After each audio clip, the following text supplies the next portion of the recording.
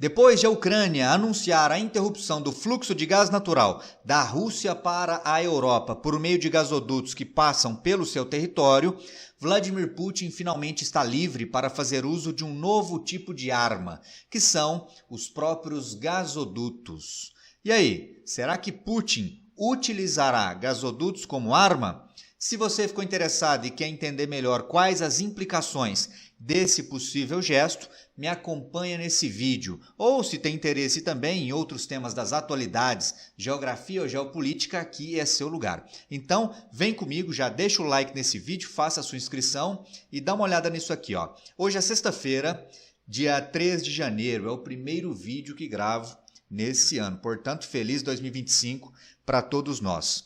E repercuto, gente, a manchete do dia 1º de janeiro. Na verdade, a manchete é datada do dia 2 de ontem, mas o fato em si se deu no dia 1º, que foi a interrupção por parte da Ucrânia da passagem de gás natural da Rússia para a Europa. Como todos sabem, a Rússia é uma das maiores produtoras de gás do mundo e boa parte deste gás tem como principal mercado consumidor, ou tinha, o continente europeu. Na Europa, esse gás é utilizado ou era utilizado, falar no passado agora, tanto para a atividade industrial como também para o aquecimento das residências, aquecimento da população civil mesmo durante o inverno, que inclusive está em vigência agora. Enquanto para nós aqui no hemisfério sul, aqui no Brasil, é verão, lá na Europa é inverno. Daí esse gás tem uma importância grandiosa.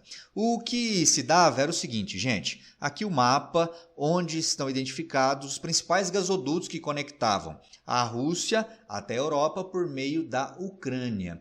O que a Ucrânia fez? Então, anunciou agora que por estes gasodutos não passa mais gás natural vindo da Rússia para chegar até a Europa. Esses gasodutos eles foram construídos ainda lá no período soviético.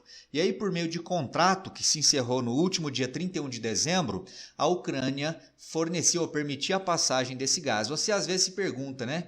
Mas mesmo em guerra, a Ucrânia ainda permitia a passagem desse gás? Claro que sim, pessoal, porque esse gás ou essa permissão, essa autorização ucraniana rendia alguns dividendos, uma receita significativa para a Ucrânia.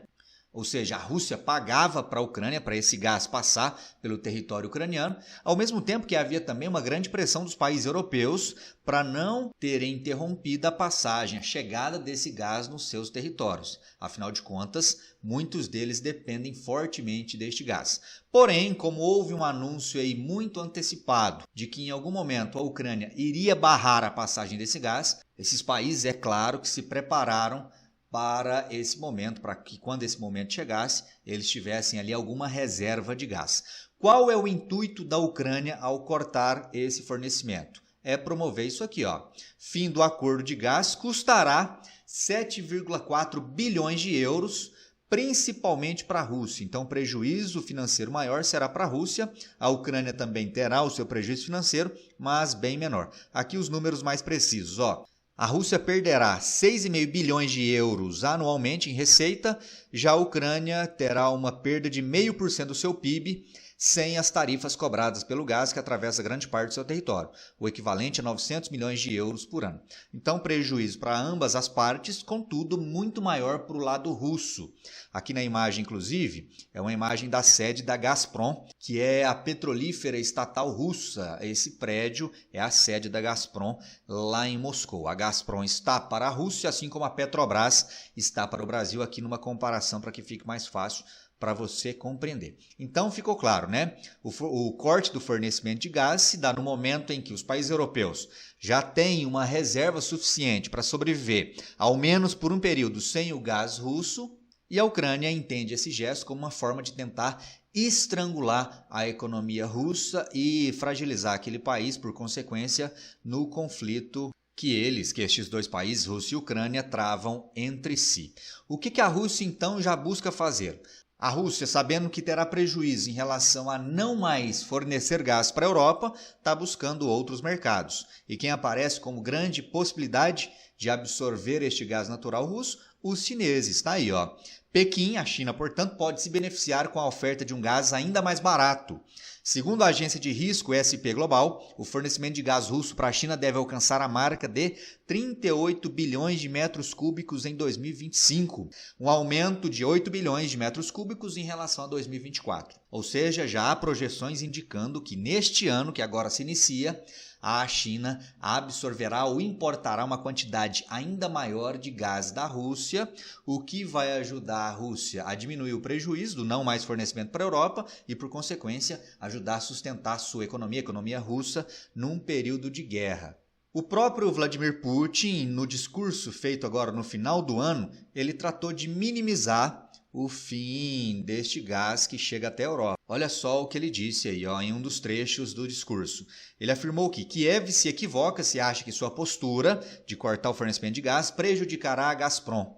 E fez alusões às sanções econômicas que Moscou convive desde o início da guerra contra a Ucrânia, ao dizer o seguinte: ela, a Gazprom, a empresa, portanto, a petrolífera, vai sobreviver a isso, assim como nós, o povo russo, a Rússia, efetivamente, tem sobrevivido, surpreendendo aqueles que esperavam outras consequências.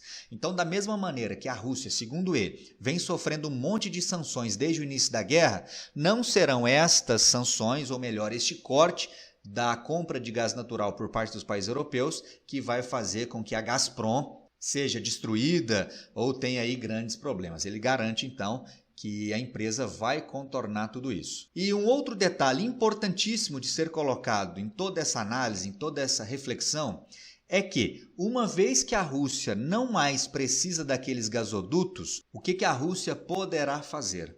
Poderá utilizar esses gasodutos como uma arma de guerra, ou seja, poderá detoná-los.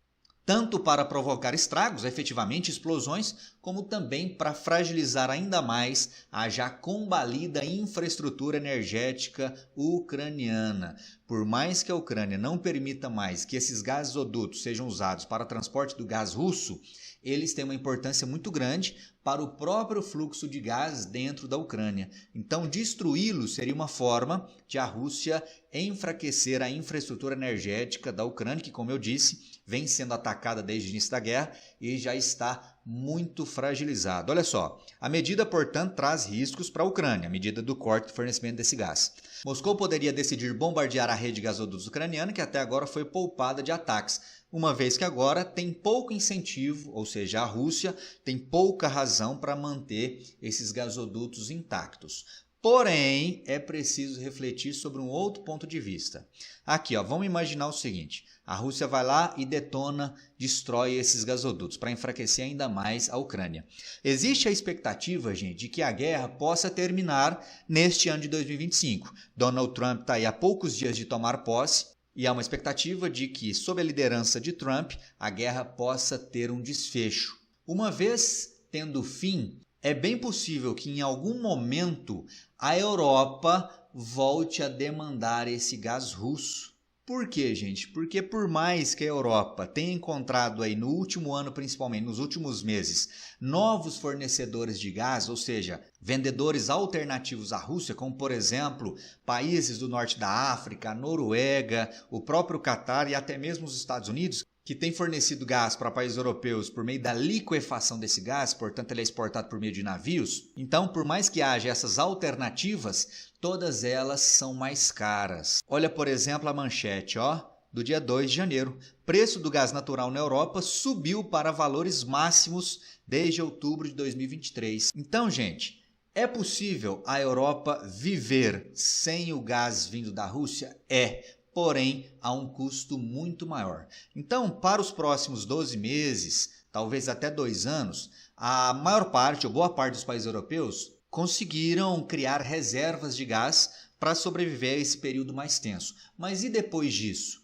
Será que esses países europeus manterão a importação desse gás de outros países a um preço maior ou desejará voltar a comprar um gás mais barato vindo da Rússia? Então, o que eu quero dizer? Que a Rússia vive agora o seguinte dilema: destruímos os gasodutos e fragilizamos ainda mais a Ucrânia, ou mantemos esses gasodutos intactos para que, depois do desfecho da guerra, possamos voltar, quem sabe, a utilizar esses gasodutos justamente para fornecer gás para os países europeus, uma vez que o nosso gás para a Europa sai muito mais barato do que os europeus comprarem de outros fornecedores. O que vocês acham disso? A Rússia vai ou não utilizar esses gasodutos como arma de guerra? Escreve para mim nos comentários. Se você gostou desse vídeo, deixa o like. Se não gostou, deixa o dislike. E considere também apoiar financeiramente o canal. Dados da minha chave Pix aqui, ó, na descrição desse vídeo.